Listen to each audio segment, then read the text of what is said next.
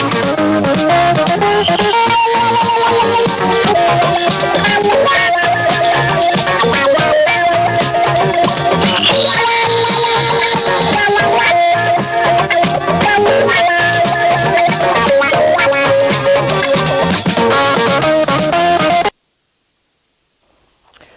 right, and Sunday nights are family times, and on Newsline, there's always something for everyone. Hello, everyone, and welcome to Newsline.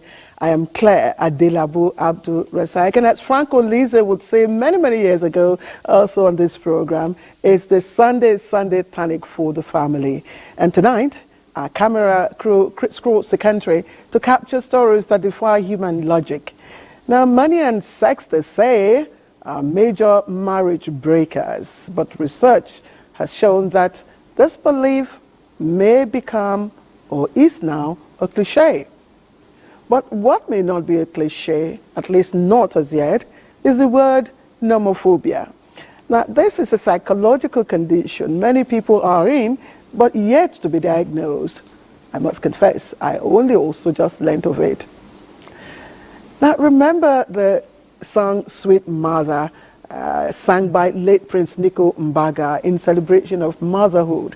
It was released in the 1970s and of course voted as Africa's most favorite song by the BBC. In fact, it became known as the African anthem. But if Prince Nico Mbaga were alive today, perhaps he would have released another song, this time entitled Where Are the Sweet Mothers of This World?, on account of recent happenings involving mothers. Now, which is your favorite work? Is it Country Walk or A Walk Down the Aisle? We also have a package on this, and as I said earlier, there's always something for everyone on Newsline. Before I unveil our package tonight, let's pause for a while to take the news segment. I'll be right back.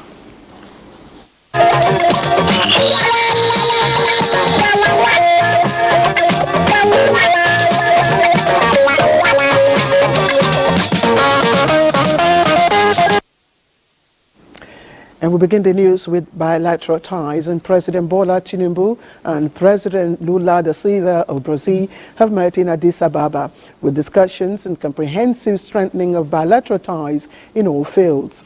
President Tinubu emphasized the strength of Nigeria's economic and potential and influence, saying the country is witnessing a leap forward despite short-term reform pains as his administration is removing all encumbrances to business. The president further explains that his administration is investing in critical sectors of the economy like healthcare, education and agriculture to ensure the welfare of all Nigerian citizens and to create sustainable economic prosperity for future generations. He pointed out that Nigeria has a vibrant population of young Nigerians who are trainable, dependable and should be empowered. President Tinubu also reveals his administration's readiness to fight corruption and ready to invest in critical sectors such as healthcare, agriculture, education, infrastructure, as well as others. Assessing Nigeria's natural human resource wealth, President Lula da Silva said Africa's largest economy and South America's largest economy have a long and interesting history together. The Brazilian leader said Nigeria and Brazil once had a trade volume of more than $10 billion, which has now dropped to $1.6 billion, emphasizing that he is determined to strengthen bilateral relations. Now, the Brazilian leader promised to restore the good relations with Nigeria, as both countries, he says, need stronger relations in education, cultural development, agricultural and industrial development. And Nigeria's First Lady, Oluremi Tinubu, who's joined other African First Ladies to affirm that closing the gender gap is not an act of charity, but that of justice. In a maiden address delivered at the 28th General Assembly of the Organization of African First Ladies for Development, she notes that the theme, Educate Her, Transform Africa, enhancing access to health and education for the 21st century, African women and girls, is apt and addresses the very essence of the organization's joint mission for a thriving and progressive continent. The First Lady says without education, girls lack skills to support themselves and access information to make informed choices about their health and future. She highlights embedded social norms such as early marriage and childbearing that restrict girls' life choices, but informs the gathering that the federal government of Nigeria, through the Ministry of Education, was set to establish nationwide the Alternative High School for Girls, an initiative she envisioned while she was the First Lady of Lagos State. She also informed of government's efforts at reducing the prevalence of cervical cancer, as statistics show that a woman dies every 90 seconds from the disease. As part of efforts to promote the general well-being of the women folk, she says her office is working with the Federal Ministry of Health and Social Welfare, who has introduced the human papilloma vaccine HPV into the national routine vaccination program to stem cases of cervical cancer, among others. Now, the globe stands the risk of having 14% of annual growth in the number of child marriages by 2030, going by UNICEF and UNFPA projections. And that's an alarming figure that has necessitated Nigeria to intensify efforts to address the child marriage burden through a national dialogue in Abuja. And our correspondent Chimdimma Ndubisi reports that the Ministry of Women Affairs, in conjunction with its development partners and the traditional institution, are also driving conversations on this subject matter. Nigeria is ranked third country in the world with high number of child marriages, according to the Ministry of Women Affairs and UNICEF's study. How does a child raise a child is one of the rhetorics that reverberated as state actors gathered to discuss measures for tackling the ills. The Minister of Women Affairs says words will be matched with actions this time around. Our royal fathers should tell their people, look at the way it is now. If you do it, this is it, because it's part of violence against women. And there is a law to that effect, of which most states have signed. The annual cost of $10 billion is the economic burden of child marriage to the nation. Some traditional and religious practices are said to encourage this harmful act that has health consequences, especially vesicovaginal fistula in the girl child. So, traditional rulers, the likes of King Apollos Chu, the NTA bridge builder, passionate in advocacy for the right practices that foster national development, say royal fathers should rise to their responsibility in driving sensitization on ending child marriage in the grassroots. Child marriage is happening in the community, so we fought for the community, thank prayer, assemble the member of the community, make sure that everybody will throw this enlightenment, this advice, this education they're giving to us, to them that the government is firm at it. The consensus is that concerted efforts will reduce such practice by 2030. In Abuja, Chimdimma Ndubisi, NTA News. In other stories, Nigeria, with its abundant solar and wind resources, could leverage the existing relationship with Finland to tap from its expertise in sustainable energy solutions and green technology. Chairman Senate Committee on Navy, Senator Gbenga Daniel, said this at an event to celebrate decades of friendship between the two countries. National Assembly correspondent Lami Ali reports. Nigeria is being rejigged and repositioned for greatness. Senator Gbenga Daniel said Nigeria stands to gain by working together with Finland as both countries share commitments to innovation, economic development and sustainable growth. Finland's expertise in technology and innovation aligns well with Nigeria's ambition to develop a thriving tech industry. By fostering collaboration in fields of information technology, digital innovation and entrepreneurship, we can promote the exchange of knowledge and skills. Ambassador of Finland to Nigeria, Lina Pilvenainen, says the two countries share a history of 60 years of friendship and cooperation, stressing that there is much experience and expertise to share in education, energy and digital solutions. We work very well closely with the Federal Ministry of Education and even closer, I would say, with many of your state governments, the ministries of education in various states. The Executive Director, Nigerian Heart Foundation, Dr. Kingsley Akinruyi, was honored at the event with the title of Knight First Class of the Order of the Lion of Finland. Lami Ali, NTA News. And before the end of the year 2024, Nigeria will commence operation of Unified Digital Public Infrastructure, DPI. Minister of Communications and Innovation and Digital Economy, Bosun Tijani, stated this at a Council of ICT meeting held in Abuja, Ogun State. Kemi Orunsolu Sikiru has more. Leaders in the digital space in Nigeria run with the mandate of the federal government on digital economy towards making the country relevant in the Committee of Nations. Nigeria is pushing this agenda through the adoption of a unified digital public infrastructure. These, among other issues, were discussed at a council of ICT organized by the Federal Ministry of Communications, Innovations and Digital Economy held in Abuja, Ogun State. In serving people better, if we also use technology, it's easier for people to access all these government services. So you don't have to go and queue at a building to be able to access the service that a government wants to provide you. For us to have a very clear focus mission where all data of the country can speak to the national identity system, we have to have such an exchange. The meeting has as theme transforming public service in Nigeria, the role of technology workforce. In Abuja, Kemi Orunsolu Sikiru, NTA News.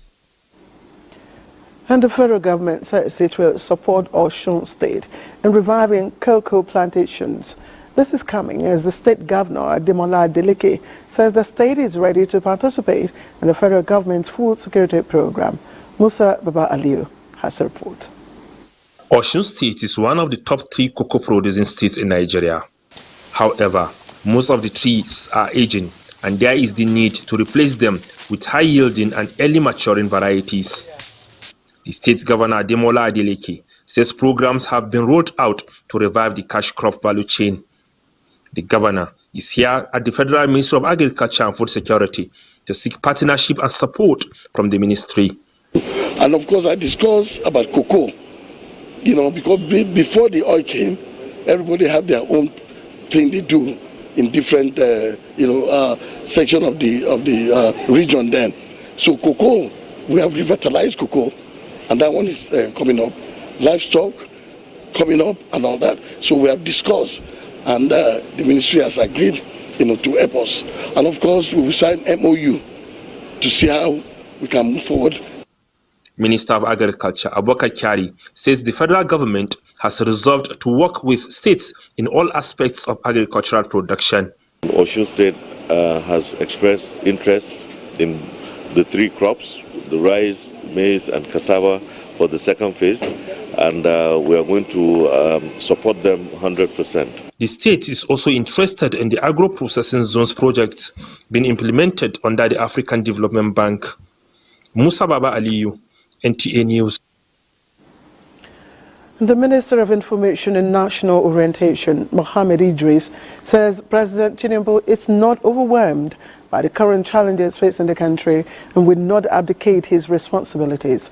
Reacting to the statement by the PDP Governors Forum calling for resignation of President Bola Ahmed Tinubu, the minister says President Tinubu will courageously continue to wrestle the challenges and surmount them through the durable foundation he's laying for the new Nigeria that is emerging.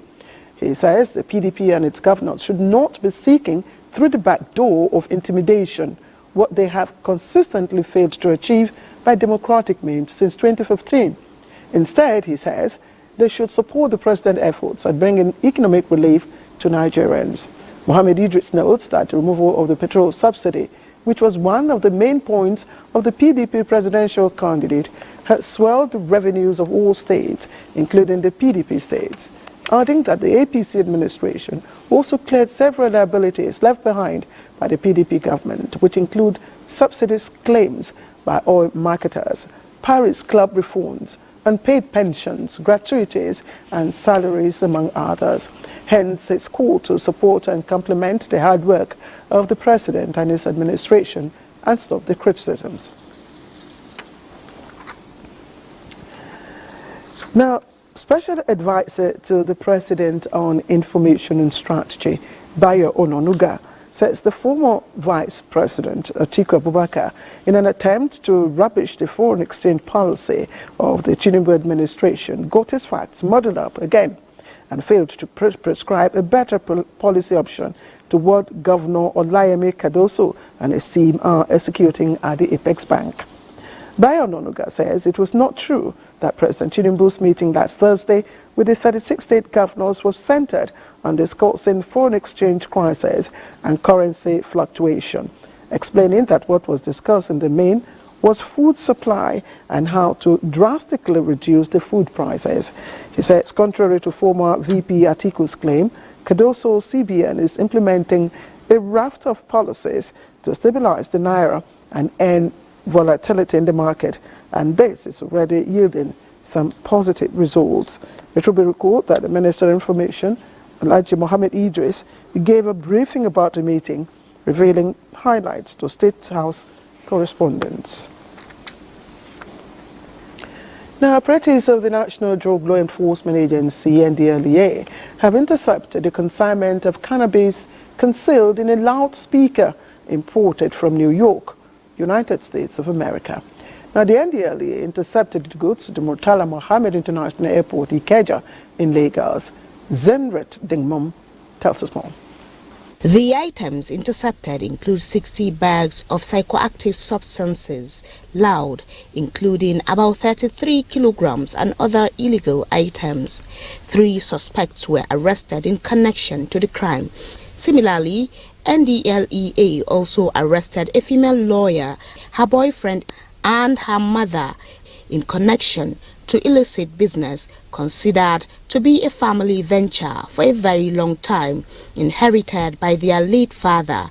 Various illegal substances were recovered from them, including cocaine, heroin, methamphetamine, loud, cannabis, and precursor chemical. The operatives also intercepted an Uber driver known as Joshua Henry attempting to deliver consignment of 26 kilograms of loud from Abuja to Kefi, Nasarawa State. Similarly, the agency also intercepted suspects at various locations of the country, including Kogi, Edo, Ondo, Kaduna and Kano State, all in an effort to keep Nigeria safe against all forms of illegal trafficking and consumption, while calling on the general public to continue to give the agency maximum support. The chairman of the NDLEA, Brigadier General Buba Marwa, applauded other security agencies for the enhanced synergy which led to this success. He added that the agency remains committed toward achieving its mandate. Salwa Khalil, NTA News. All right, and President Bola Tinubu has congratulated Mrs. Bolanle Ambode, former First Lady of Lagos State, as she clocks 60. The President celebrates the accomplished entrepreneur for her industry and enduring vocation of empowering women and youths with the necessary skills and means of becoming productive members of society. The President wishes her many more years in good health and strength as she hits the milestone age. All right, time to join Suleiman Musa on Sports Update. Lobby Stars lost their position atop the Nigeria Premier Football League standings after a 2-1 away defeat to Plateau United in their Matchday 20 clash in Jos, with Remo Stars reclaiming the top spot after holding on for a vital goalless draw, despite playing with 10 men away to Abia Warriors. Enyuma Wagwa netted a hat-trick as Rivers United recorded a 3-2 home win over Doma United, with Sunshine Stars and Kwara United settling for a 1-0 draw. In other results, Kenneth Igboke's strike gave Enugu Rangers a slim 1-0 win against Akwa United. Bayelsa United got a 2-0 home win over Gombe United. Sporting Lagos beat Bendel Insurance 1-0 to make it back-to-back wins, while Katsina United beat Niger Tornadoes by the same margin. In England, Rasmus Højlund scored twice in the first 7 minutes as Manchester United overcame relegation-threatened Luton Town in the Premier League on Sunday. Sheffield United's defender Mason Aldgate's 13th-minute red card proved costly as the Blades were hammered 5-0 by Brighton at Bramall Lane. In Spain, La Liga leaders Real Madrid stumbled to a frustrating 1-0 draw at neighbours Rayo Vallecano. Joselu fired the visitors in front early in the 3rd minute, but former Real Madrid youth player Raul de Tomas levelled for Rayo from the penalty spot as points were shared. And finally, Alexander Usyk's coach Sergio Lapin doubts Tyson Fury suffered a bad cut in sparring, branding the injury impossible. Fury and Usyk were due to clash this weekend to crown the first undisputed heavyweight world champion since Leonidas Lewis in 1999. But the Brit pulled out 2 weeks ago after suffering a bad cut above his eye, forcing the fight to be rescheduled for May the 18th, and Lapin is not convinced Fury's injury is legitimate. With Sports Update, Bade Adeleye, NTA News. And the death has occurred of former Executive Director News of the Nigerian Television Authority, Dr. Madu Gaga Lafia. He died this Sunday in Maiduguri after a brief illness. Correspondent Majama Adamu reports. A veteran broadcaster and an academic, Dr. Madu Lafia died in Maiduguri after a brief illness. He was 83 years old. He had an eventful working career as a radio reporter with Radio Nigeria Kaduna, where he worked for 9 years from 1963, and later as lecturer with Ahmadu Bello University, Zaria, from 1972 to 1977. From 1977, Dr. Madu Lafia joined the service of the Nigerian Television Authority and became manager of news and current affairs in NTA Kano. And in 1979, became the general manager NTA Maiduguri until 1990, when he was transferred to NTA headquarters Abuja, where he retired as executive director of news in 1999. Some former staff of the NTA that worked with him remember him this way.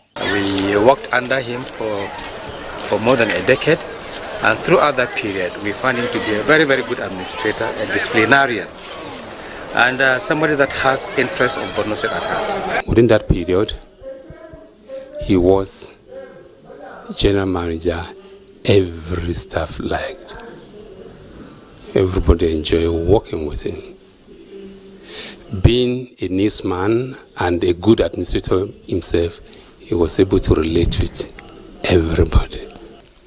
For me, Dr. Lafia was not only my general manager, he was like a brother and uncle to most of us. He saw us through as young people, and eventually we rose to prominent positions in the broadcast industry. Late Dr. Madu Gaga Lafia is a mentor to many of us. He has mentored us in this profession, and now he is no more. So we prayed Almighty Allah to repose his soul. Late Dr. Madu Lafia is survived by 3 children. Burial arrangements are yet to be announced by the family.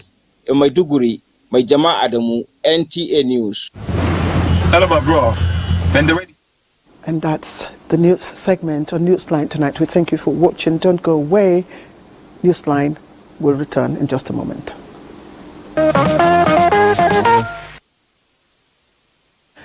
All right, welcome back to Newsline. If you've just joined us, you're right on time. I was just going through the scripts to make sure that everything is all right. And it's always good to start on a positive note. So we'll begin with love. February, maybe the shortest month of the year, but it is also known as the month of love. But this year, it also has another concept of love, the Ash Wednesday, also in February. So bringing the two, concepts of love together. So how did the lovebirds fly? Let's find out from our correspondent. Valentine's Day means different things to different people. While some say it's about celebrating their romantic partners, others say it's about showing love to all, regardless of who they are, like the agape love. Then, there are those who do not believe in the concept at all. I do celebrate Valentine's Day, like with my loved ones, my family, my friends, in the office, and friends around where I stay too as well. I celebrate with them. I celebrate every day. It's not necessarily on February 14th. I don't celebrate because I don't have time for that for now. For me, it doesn't worth it. I don't celebrate Valentine. Yes, because there's no reason. Valentine's Day celebration has been in existence for decades. First, in honor of the Christian martyr named Saint Valentine. Later, as time went on, it metamorphosed and soon became a celebration of romance, passion, and love, with even a color code. It's love. Someone died because of love, and that, at that point it's being recognized that this is the purpose of it. He died because of love. And what kind of love did he die for? People didn't see it. Showing love should be continuous thing. It shouldn't have a specific day for it.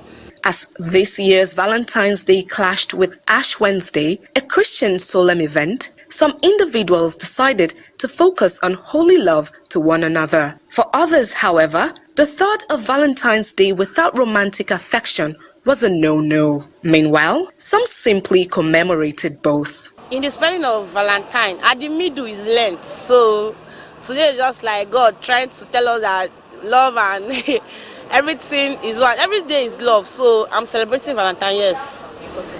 Well, I'm focusing on the vow presently now. In whatever way it is celebrated, Valentine's Day celebration can never be the same for every generation. Generation X, Generation Millennial, and Generation Z certainly flow on different levels. Loving Day is very important. It doesn't disturb the Valentine. Person must happy. That's one thing on me. So me too, I'm just coming from work. So I want to dress up to go and enjoy myself for Valentine. In this season of love, whether it is towards a romantic partner, family, an acquaintance, or a stranger, it is important to remember that every day is an opportunity to show love. I hear my colleagues say, no be person will get money, they love. But that's the common mentality. But the truth is that we are all enjoined to love one another, and there is no date or month or timeline ascribed to it. I want to take you to a kingdom in Kebbi State, which opened its doors to the world, to the outside world, and the pictures coming out from there are some of the best the country has seen. Now, they are pictures of epic water tradition, exotic agriculture, and heritage that is not just beautiful, but also different. And trust Hami Sirogo, he was there to witness 3 days of showbiz.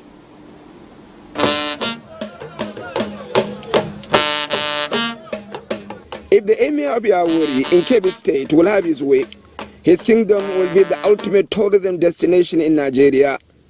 It is not there yet, but it is not for lack of will or absence of potentials. The people of Yawuri generally live with unshakable belief that they have compelling products that the world cannot fail to be interested. It is in the agriculture they do and in the cultural heritage they have. They are a riverine community whose centuries of water tradition allows for extensive and exotic agriculture. Even so, all the air traffic along River Niger also engenders multicultural relationships through commerce, marriages, and fishing. The alluvial land area and the larger areas also produce with integrity and class not seen anywhere in the north. The people of Yawuri Emirate are also multi-ethnic, spread across 3 local government areas of Yawuri, Ngaski and Shanga. These entities and their ecosystems are some of the most beautiful, productive, and culturally sophisticated of any community in Nigeria.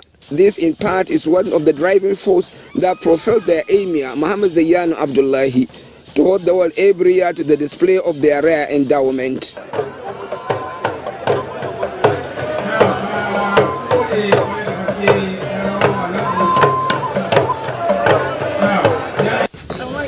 One of the major features of the Yawuri Cultural Festival is its agricultural show. This is not the kind of agricultural show you know. For instance, everything Yauri cultivates is at bumper level and at varieties of 3 or 4 or 5. For instance, it produces 5 varieties of sorghum and 5 varieties of soya beans. Many crop that the northern ecosystem does not support, it is cultivated with integrity in Yauri. Yeah, look, Professor, But then just take a look. Sorry. Take a look. Yeah, I cannot even raise it. But This please, is a typical cassava tuber. but whoever can think that Yauri Emirate. whoever can think that Yauri can produce tubers of cassava like this. You know, if we just take cassava now, you know, cassava is being processed not just for gari, but for starch and ethanol. Yes. Now the demand for cassava globally has increased by about 70%. And now we have to make these people realize that they are sitting on a gold mine. Yes. But they are not aware. There are over 50 crop types locally produced in this agric show. One would be convinced that there's no reason for hunger in this country. We have all what it takes to feed our people. If you see variety of products that is being produced here, it's not about feeding ourselves. We have to export for foreign exchange earnings. The agricultural show also includes livestock display, some of which are endemic to Yauri and therefore different. The extreme north does not have species of dwarf goats or much of a crossbreed of donkeys. The livestock gallery is indeed a pleasant content of this festival. The ultimate livestock present, however, was a live hippopotamus brought on the day of the water games and donated to Kebbi State Governor by the host emir, Muhammad Ziyano Abdullahi.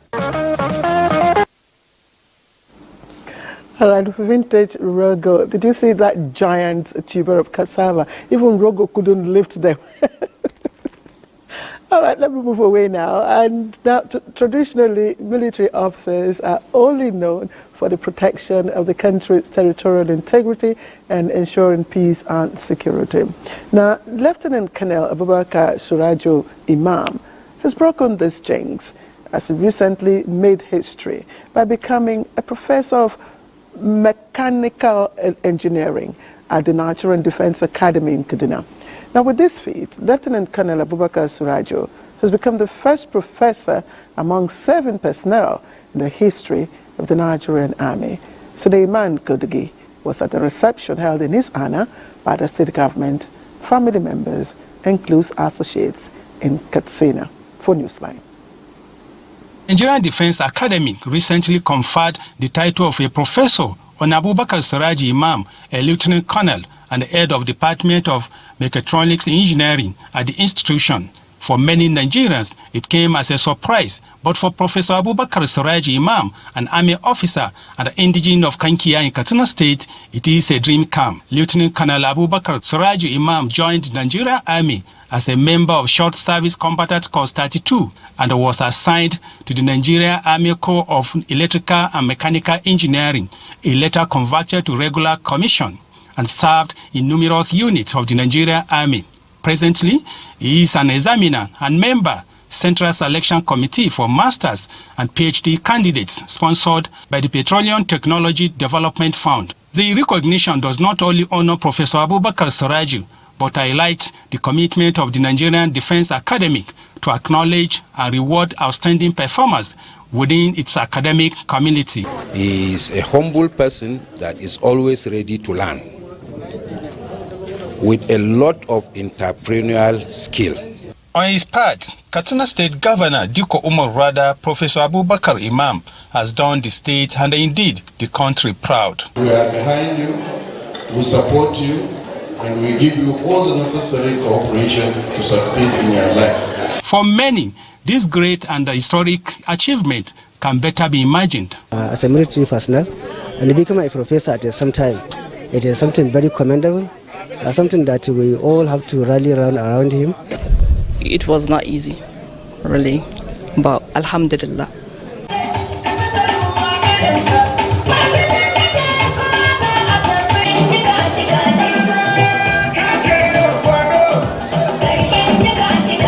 Professor Abubakar Suraji Imam has attended more than 40 international workshops, numerous seminars, and presented papers at several conferences in the United Kingdom, Spain, Egypt, and the United States of America. Seeing how other people get to where they are and believing that it's something that you can achieve, following through, mentoring of people that have gotten there, and then through that, you work toward achieving that, pray and being determined, passionate about what you do. During his tour of duty in NTA, Professor Imam and his team utilized the platform to design and develop numerous military and civil solutions, especially the mechatronics and robotics system.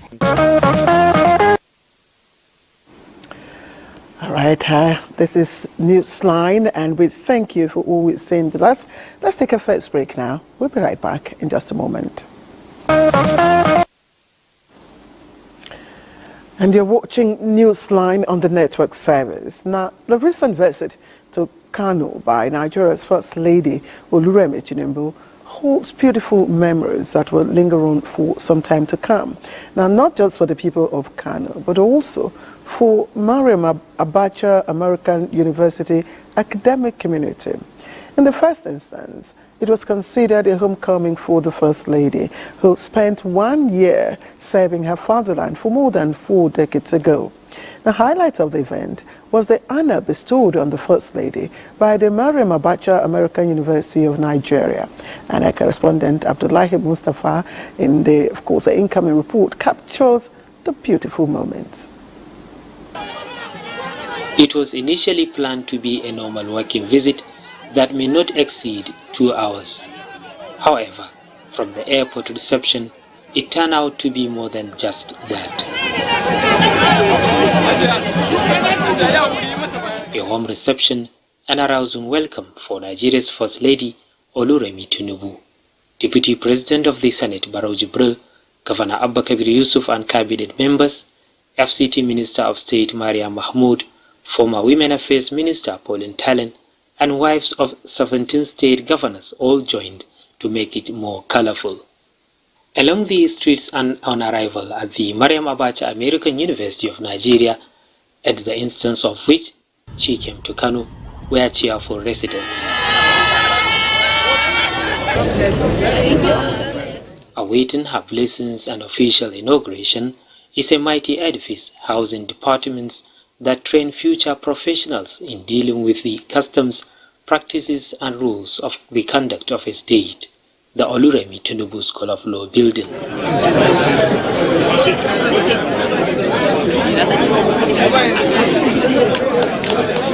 Not only naming the beautiful edifice after her, the First Lady is also happy that the founder is keen in making positive contributions to the development of education in Nigeria.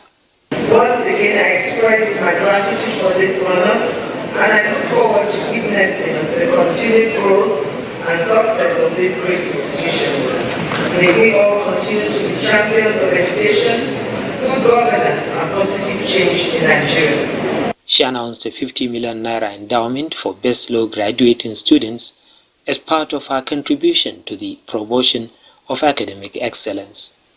Beyond rhetoric, Acting Executive Secretary of the National Universities Commission, Chris Meyaki, noted the Mariam Abacha American University of Nigeria is a world-class citadel of learning in view of its high standards in infrastructure, facilities, and academic manpower.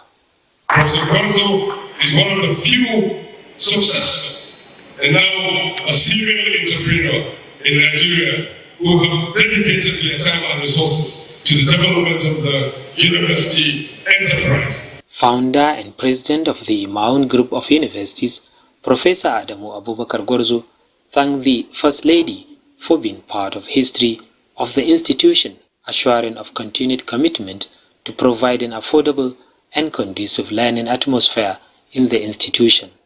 Apart from dignitaries who received her at the airport, Senator Remi Tinubu was also joined by former First Lady Mariam Abacha and Governor of Benue State Hyacinth Alia. A day at the Mariam Abacha American University of Nigeria by the First Lady is for the university community a moment so special. Interesting. Now, the expansive city of Maiduguri was agog this Sunday when gorgeously dressed horsemen took to the stage in a very colorful Durbar ceremony. Now, the horsemen were led by the Shehu Obono, Abubakar Ibn Umar Alamin, Gabai El Kanemi, the leader of the Kanuri clan. Mohammed Goni reports that the Durbar was a spectacular in every respect and was also part of events marking the International Kanem Borno Cultural Summit.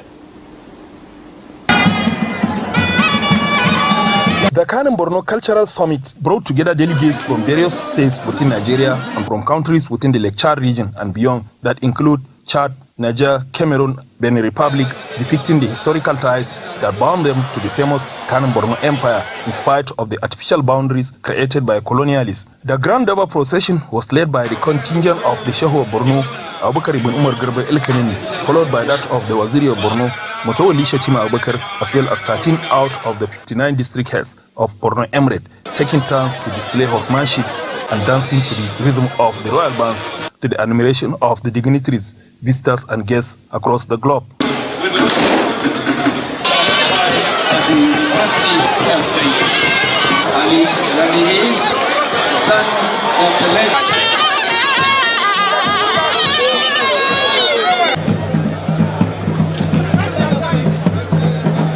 In 1963, when Nigeria attained the status of a republic, Borno's Durbar contingent, led by Shehu Umar ibn Garba al-Kanemi, father to the present Shehu of Borno, was declared the best at a procession held in Kaduna, capital of the defunct northern region. While ancient Kanem Borno Empire, which form part of the present northeastern states of Borno and Yobe, are known and respected for its unique tradition of horsemanship and prowess, this Durbar can be said to be different because it has attracted Kanuris from all over the world. Some dignitaries who attended the Durbar procession could not hide their feeling on the epoch-making event. We are exhibiting our culture, and at the same time, Borno is home of peace, and that's a sign that peace has returned to Borno, and we thank God Almighty for everything. Wannan ba don komai ba, don mu haɗa kai mu muka nuren duniya gaba ɗaya ne, al'adarmu ne. Mun gode a gwamnan Borno. Mun gode a baranzu Shehu Borno ma. Ade ya fule tana jaman so ya zaura kalele da ba ya da sara hana da jaman so ya sorona. Da ya samno kanuri ya dina ya samma so ya kalalan. Baranzu da ba da shirya hano. Da ya baranzu ro gultiye ba. Da ya jama ya maden na ande ya jaye manya na sa wa son a wajiriya da ya da kalakti na zauro rayana.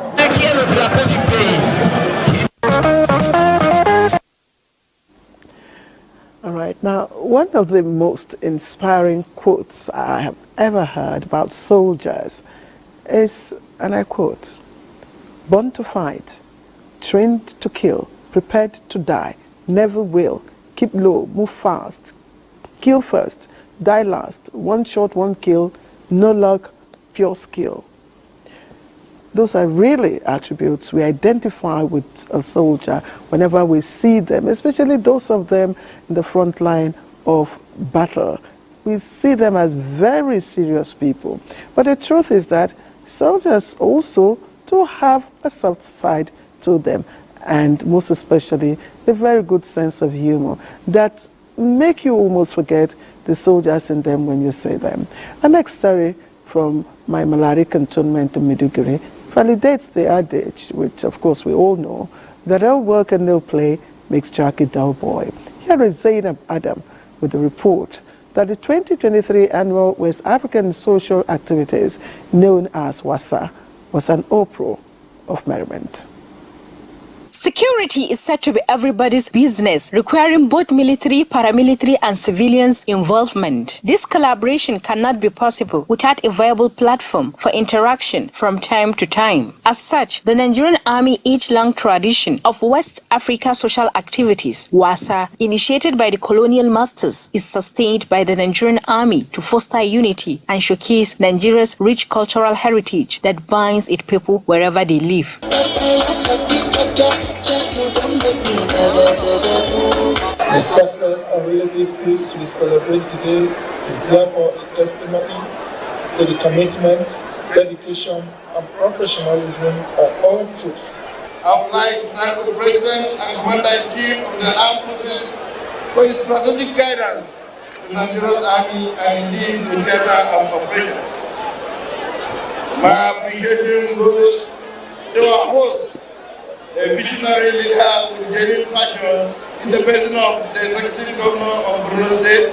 In Borno and the two neighboring states where we have insurgency, the Nigerian military has played its role very well, is still doing so, and therefore what I will say on behalf of His Excellency first is to appreciate the Commander-in-Chief. Series of cultural performance, comedy among others featured.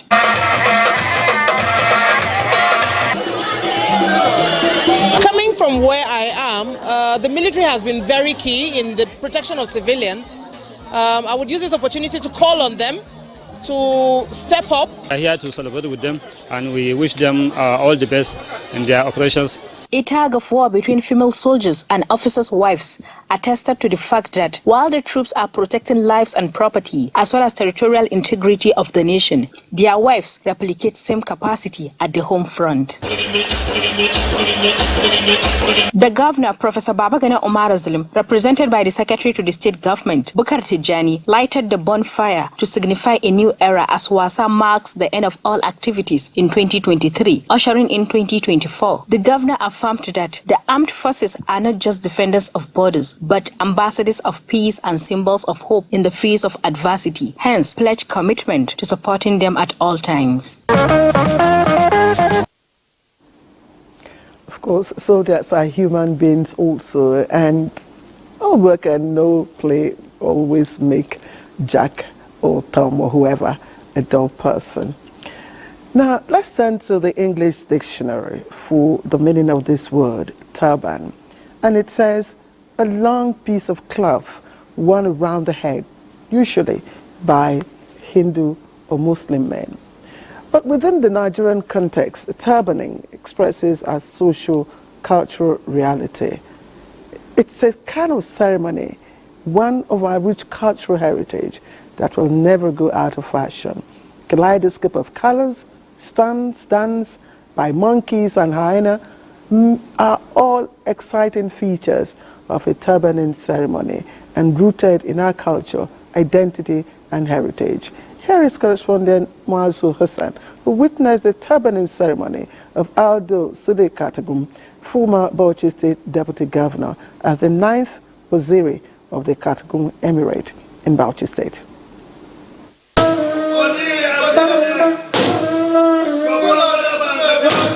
Like the 12-gun salute of respect in the military system, these 12 beating of the large cattle drum known as tambari in Hausa is an official affirmation of Audu Sule Katagum as the 9th Waziri in Katagum.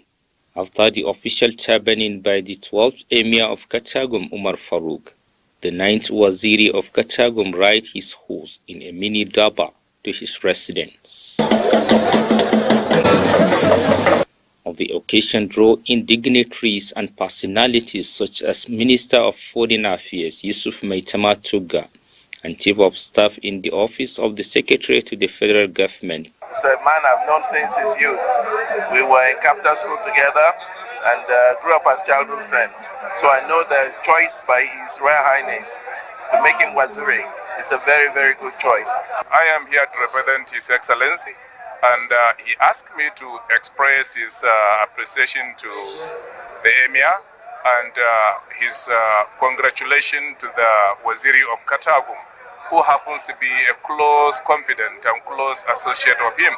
As a former deputy governor, it is our humble belief he will represent the Emirate very well wherever he goes.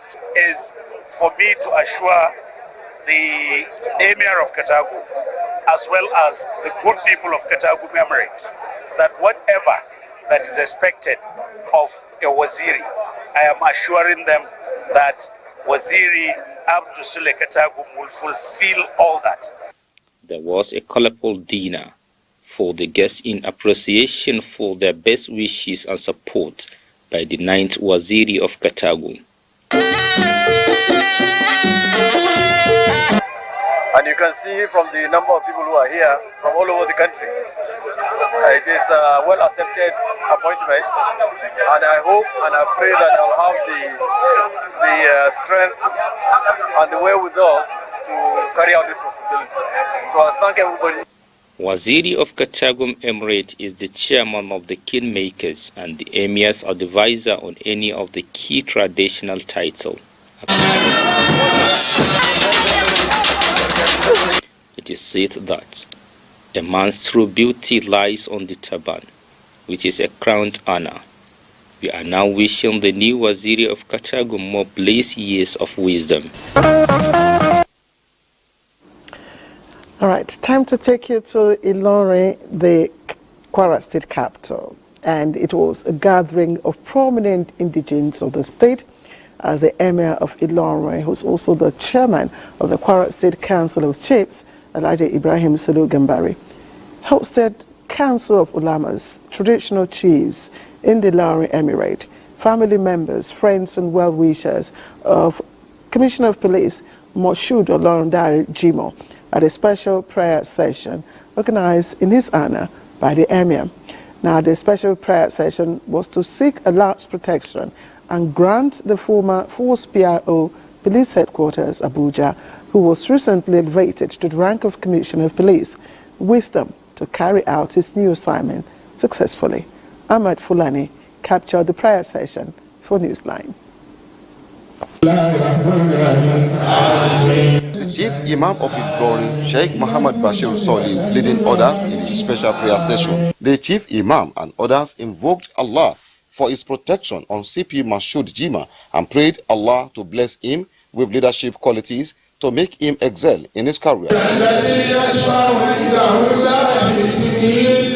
CP Moshood is aware of the enormous task ahead of him. He is determined to carry out his new assignment in line with the mandate of the Nigerian police and that of the Inspector General of Police, Kayode Egbetokun. This will spur me to be able to do more for my community because there's no doubt I'm a son of the soil of Ilorin Emirate and integral part. So and I'll contribute my quota within my reach to be able to uplift the community. My advice to Nigeria is for all Nigerians to join and to support the Inspector General of Police, IGP Kayode Egbetokun. Without the support of the people, the police may not be able to do more. Let us give our children formal education because education is necessary for our children to be successful in life. High point of the prayer session was a royal blessing and prayer for CP Moshood Jima by the Emir of Ilorin, Alhaji Ibrahim Sulu Gambari. CP Moshood Jima has been a very hard-working, seasoned police officer right from day one. He worked directly with me those days when I was in Anambra. To continue to work very hard,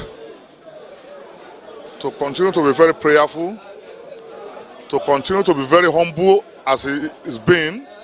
A very courageous person, somebody who knows the job, highly professional.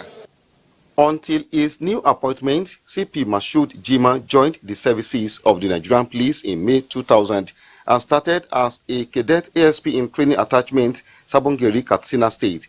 He was FCT Police Public Relations Officer, Deputy Commissioner of Police CIID Airport Lagos Command, Deputy Commissioner of Police, General Investigation Force Criminal Investigation Department Annex, Gombe State.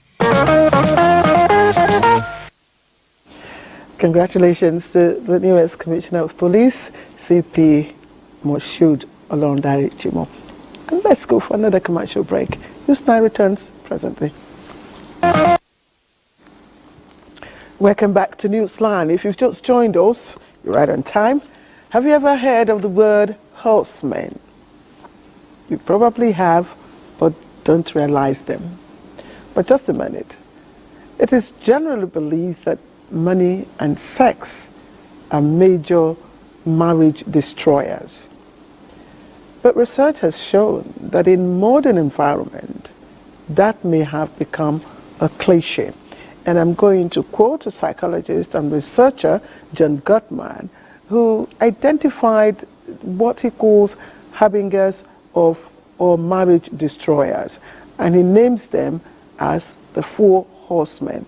And these include unhealthy dynamics, hurtful behaviors, and poor priorities.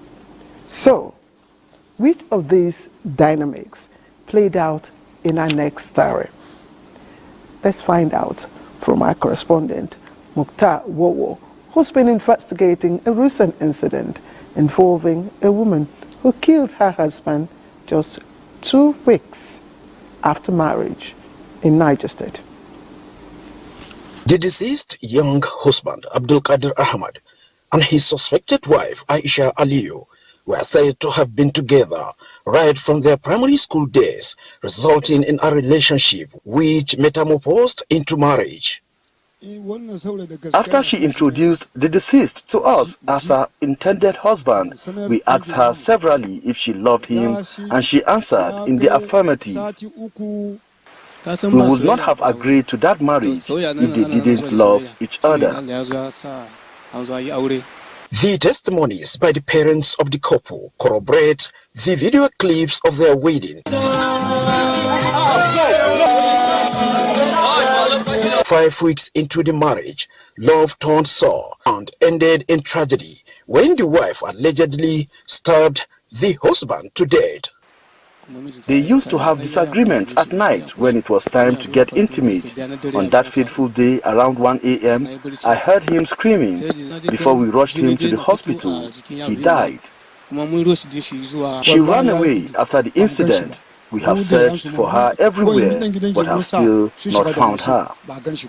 While the parents of the alleged killer wife search for her whereabouts, parents and relatives of the deceased young husband mourn him. The village head of the community, Abdullahi Gimba, says his agrarian people had no record of such incidents and other forms of violence. Peace anytime. Uncle to the suspect wife, while offering me a wife in the community, prayed for our safe return to Mina, the Niger State capital. Meanwhile, the State Police Command confirms the incident. We are doing what we could. We are intervening both families, the family of the deceased, the family of the suspect, towards arresting the suspects. And they are cooperating, they are assisting the police. Effort is ongoing on to get her arrested. And the family are also assisting the police in our investigation to know what the problem was, what has been happening within the family, what could have made her to stab her husband. The PPRO ordered that if apprehended, she would be investigated and prosecuted.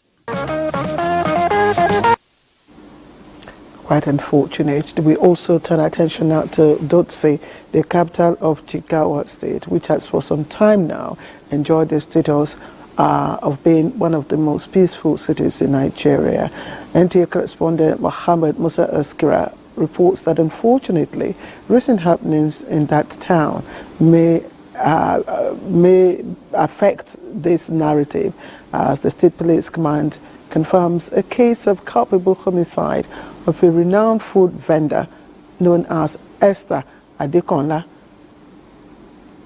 The incidents came to limelight when neighbors noticed the disappearance of the deceased Hadiza Nakowa early this week and reported to the police as all her cell phone lines are not reachable. The police public relations officer ASP Shisu Lawan Adam said investigation is ongoing, assuring that the perpetrators will be brought to book.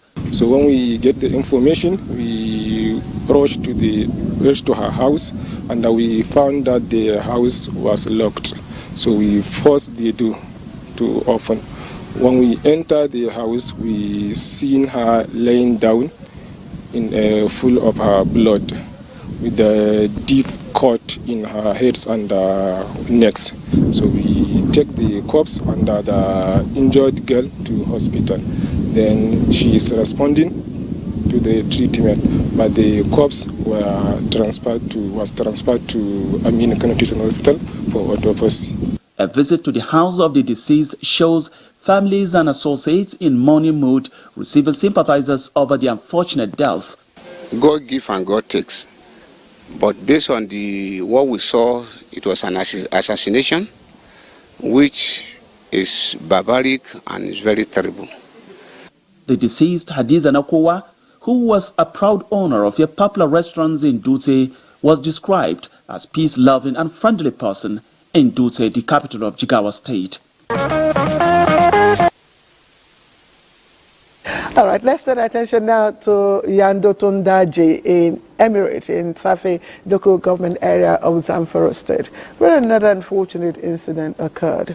We hear a 65-year-old man was allegedly murdered by the recently inaugurated state community protection guards in the area. Although the state government says it will thoroughly investigate the matter, the family and close associates of the deceased are calling out for justice. Jamilu Ibrahim tells us more.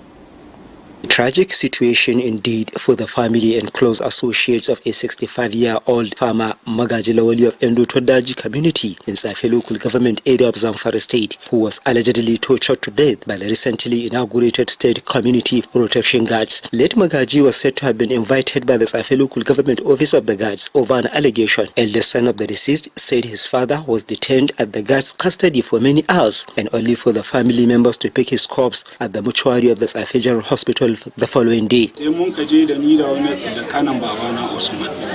I went to the mortuary along with my uncle, where we found the corpse of my father with blood stains all over his body and on the floor. The unfortunate incident has obviously thrown the Endo Tundaji community into a state of mourning. We are glaringly in a tragic situation as we lost one of our beloved elders. We, however, take solace in the fact that nobody will live beyond his appointed time. A close associate of the deceased and former National Assembly member who represented Zamfara Central Senatorial District, Senator Kabiru Garba Marafa, calls for a thorough investigation in the matter for appropriate action. So what happened in Safi, I believe, would be an eye-opener to the government, to now reappraise the situation. Who are the people they employed? Did they go through the necessary checks that they were supposed to go through? Meanwhile, Zamfara state government has condemned what it described as a clash between the community protection guards and members of the Atulot Vigilante and Sake in Safe local government area, which led to the days of the Magaji Lawali. A statement issued by Zamfara State Commissioner of Information and Culture, Manir Ma'azu Haidara, says a committee has been set up by the state government to investigate the matter, and anyone found culpable will face the full wrath of the law. The deceased, who is survived by 4 wives and 23 children, has since been buried in accordance with Islamic rites after an autopsy. Remember the female lawyer Adachukwu Okafo, who inflicted injuries on her 11-year-old house help in Anambra State and presented herself to the police after being declared wanted by the Minister of Women Affairs. Well, we hear she will appear in court this week. Meanwhile, it is a moment of joy for the victim, Happiness Nwafo, who has been discharged and released to her mother. Chinyere Fasiokoye has the update.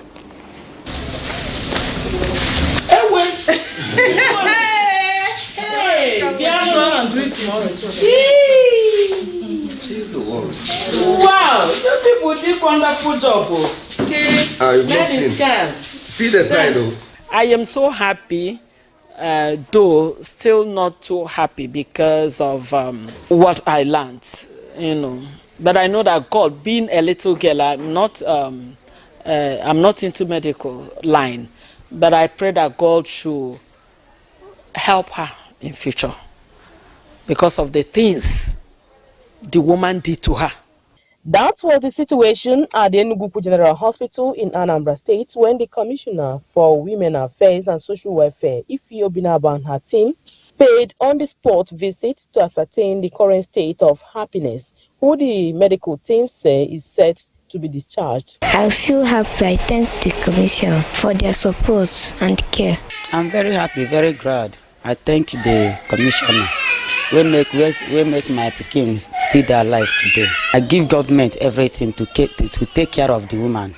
Though her physical wounds have healed, Anambra State government says the Ministry of Women Affairs and Social Welfare will keep a tab on Happiness based on her medical reports to ensure she does not live her entire life in trauma, fear, and agony.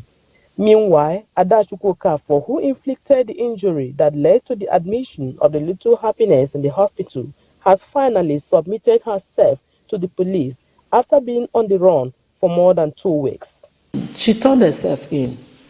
A bounty was placed on her, 2 million. So, being a smart woman, she came to the place with a little child. They called me and told me that we should prepare our documents for prosecution.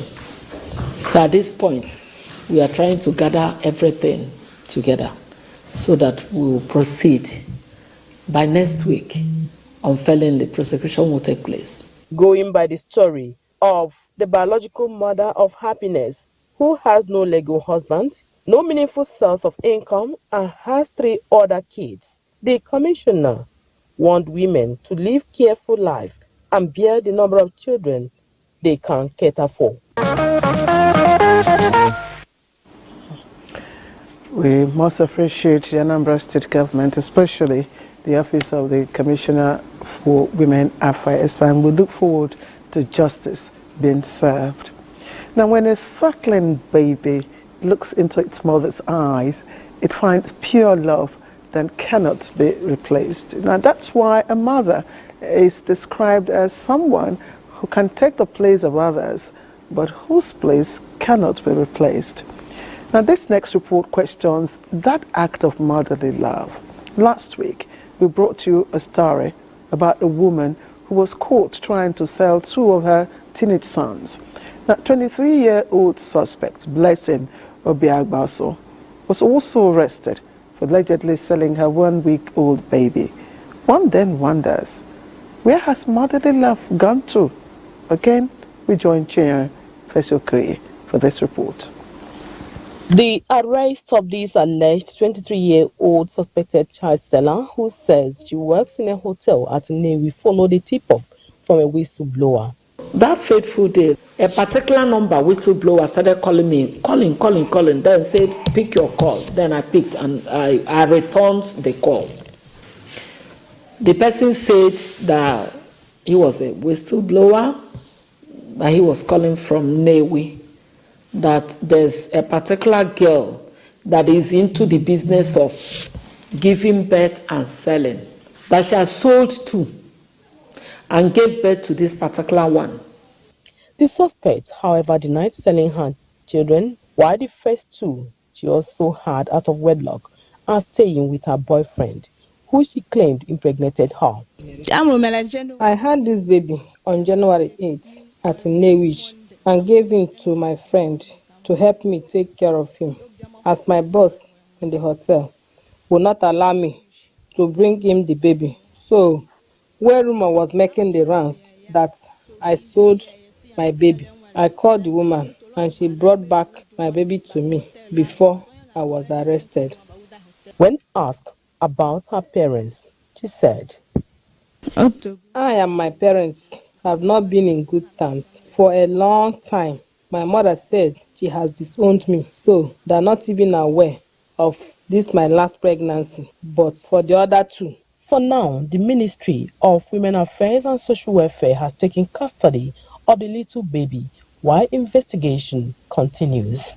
Meanwhile, different strokes for different folks. While this 23-year-old girl is not appreciative of God's gift of the children to her, this 47-year-old childless woman has been scammed in her struggle to conceive and get her own child.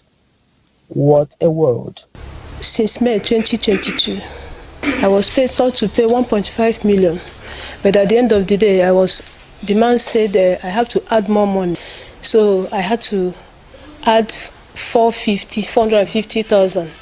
Because of this journey, I lost my job. He told me that as a doctor, he's advising me to go for planting, so I had to follow his. You know he's not a medical doctor. I'm not aware, ma. It was when they brought me here I came to know. I'm not aware, to be sincere, ma. If you want to adopt a child that you're looking for the fruit of the womb, that's okay. Go to any Ministry of Women Affairs in your state, okay? Then seek for that. Write application, then start the process. I have nobody to talk for me, ma, please. Let God use you to help me to go and carry my things. Remember, I said at the beginning of this program that if Prince Nico Mbaga were alive today, the title of his song would probably be, Where Are the Sweet Mothers? Let's take another break. Newsline will return in just a moment. And we have just enough time to say thank you for watching Newsline tonight. And on behalf of the Newsline crew and myself, I leave you with these positive words. Go out this week and be fruitful. Good night.